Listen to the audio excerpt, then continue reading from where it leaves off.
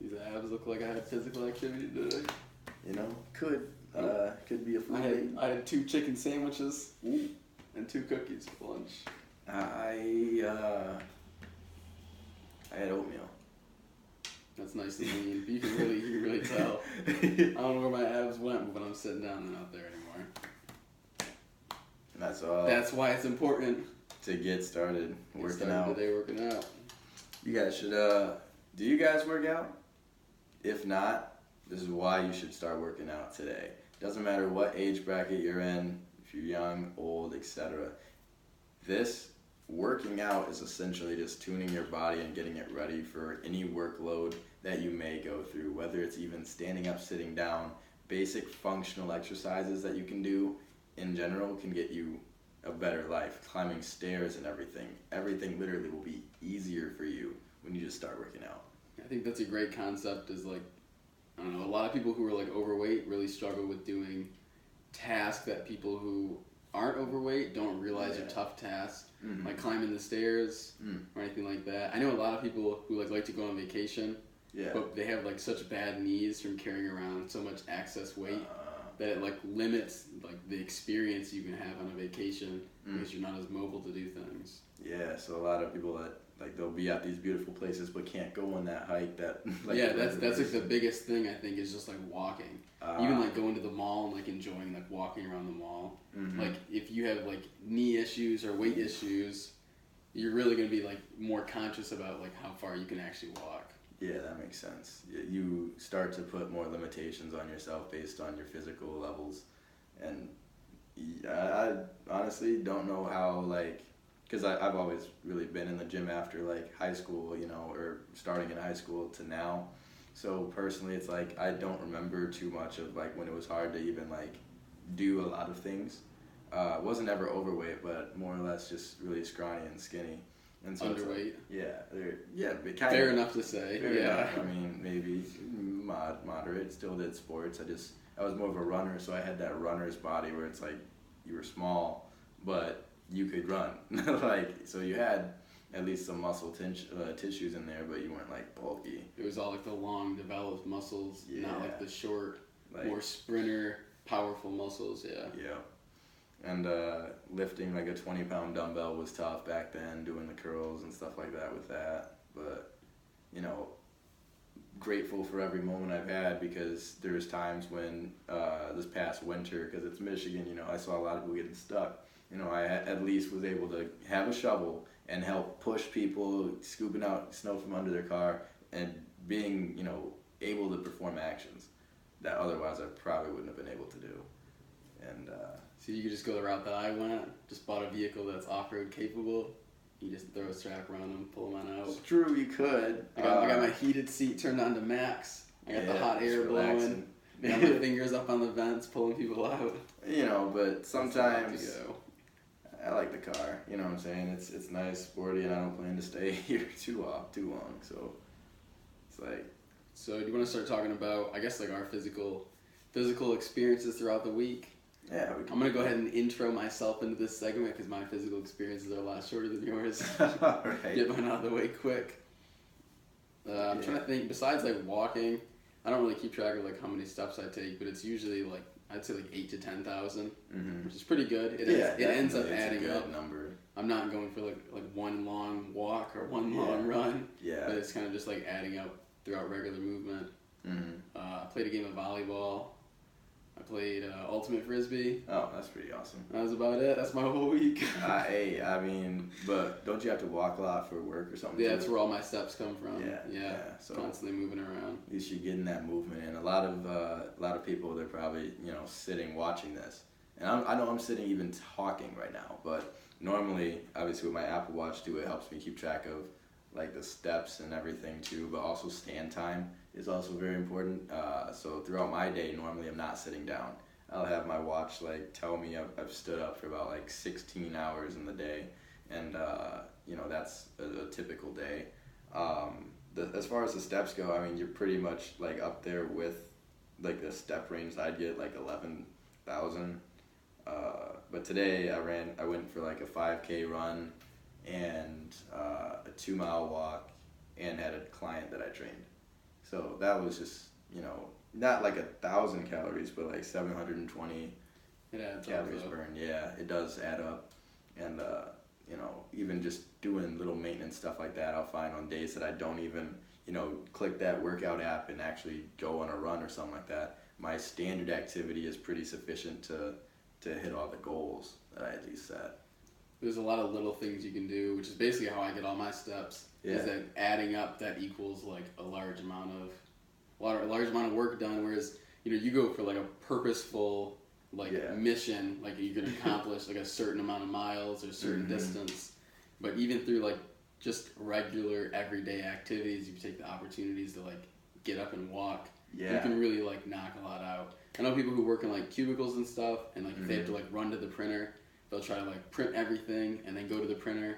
Make one trip if they have to. Yeah. Instead of saying like, oh, let me grab something. Whereas I'll just bang the printer button, run off and grab it, come back and be like, and keep those steps. why don't I just print the other thing at the same time? Right. Print it, run and get it. It's not like a big deal to like add in that extra movement because I realize like it's helping me in the long term. Yeah, your physical activity and myself personally, like if I am in a building that has an elevator or stairs, I'll take the stairs. Yeah. Just like that active choice to put myself in a situation where I'm exercising these muscles in my body. So it's like you won't have to go to the gym if you're actually just doing these things in your everyday life. So yeah, basically taking the stairs over the elevator is like a big thing. Yeah. I know today I had to park on the 4th floor. I took the stairs down, took the elevator up.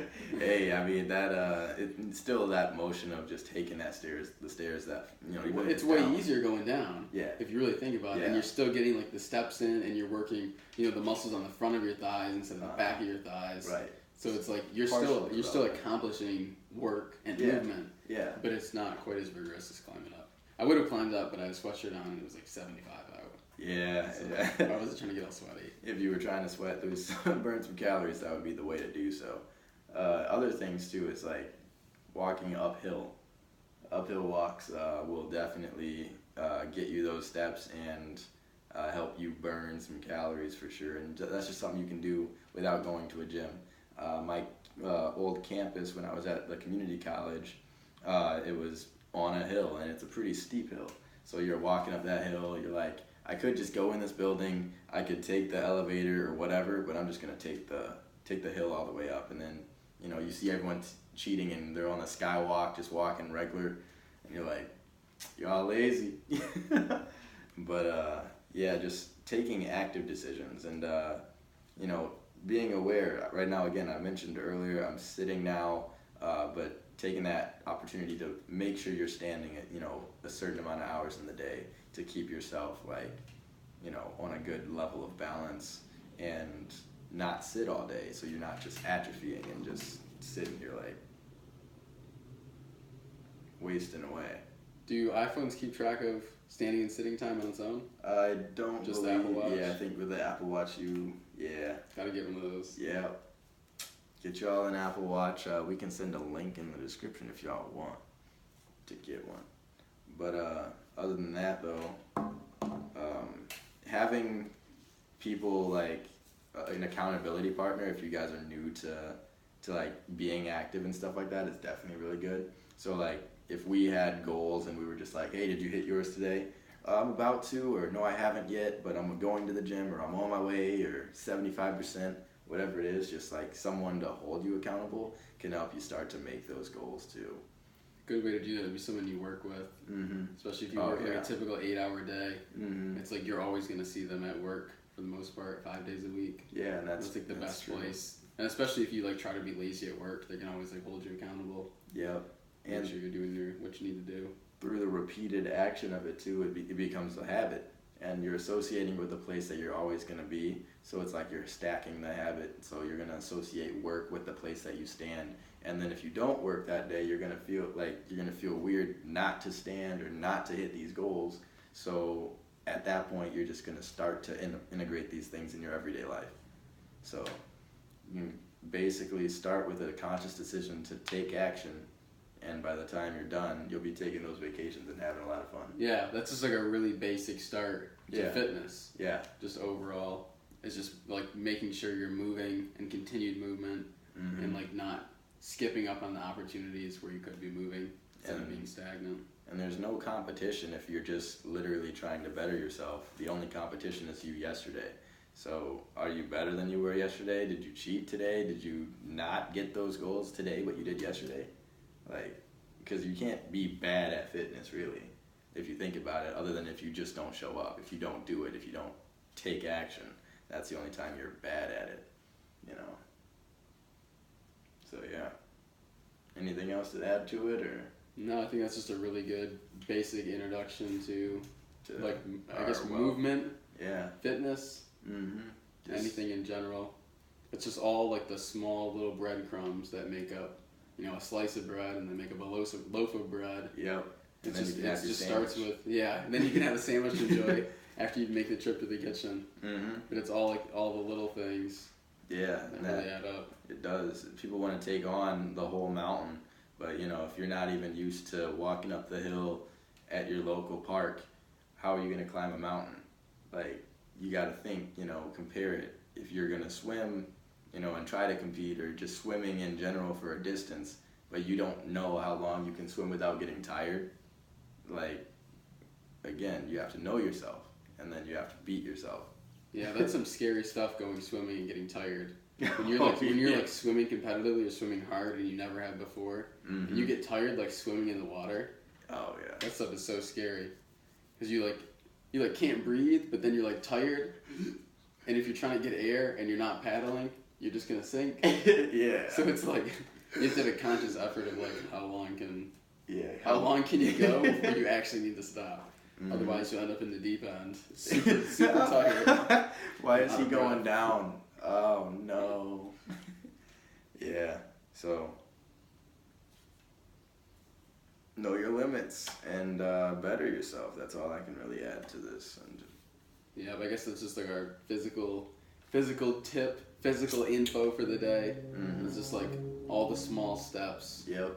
For beginners again, no matter what your age is, even if you're older and stuff like that, even if your doctor tells you have limits, your doctor usually will give you exercises that you can do to increase your limits.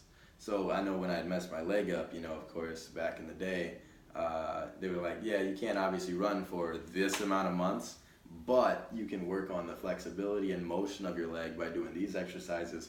And if you consistently start walking on it and like getting that motion back, you know, you're going to develop your muscle where when it's fully healed, you're going to be kind of where you were in the past, or better, or whatever, how much work I put in. So doesn't matter your age, doesn't matter what your physical like conditions are. If you seek information, you will find it, and then you can apply it. So you can start yesterday if you wanted to. It's all about that one drive. But we're here today. Yep, we're here today. We're not worried about tomorrow. We're worried about making all the small steps today. Yep. And then continuing those actions. I believe they say for the next 28 days. 28 days. Is it something like that? Like around that 30 days. Yeah. 28 to 30 days is how you 4-week period of consistency, essentially. And it'll be like tough for you to break out of that cycle. Yep. So it's just starting just every single little bit, even if it's like going to the gym to walk. Yeah. As cheap as Planet Fitness memberships are, you could literally go there for like 10 years for the price of one treadmill. Yeah, that's So it's like, true. even if you're going there just to walk, you know, just walk slow, watch some TV while you walk, drink some water. Like, that is, if you can do that like twice a week, that is a huge improvement compared to the vast number of people who choose to not do that. Exactly. Like, that's just like the bare minimum of like setting yourself up for extreme success. Yeah. No matter like how overweight you are, you know, any of those issues, if you can just start super small, taking those, even if you're doing like 5% incline for like a mile, and you're walking it a mile in like 20, 30, 40 minutes, just like getting your movement back and just continuing your physical and mental motion will just like complete your trajectory into health success. But it all starts with that like first, the very little stuff. Those first steps, you know. So if you guys want to drink more water, drink that first glass today.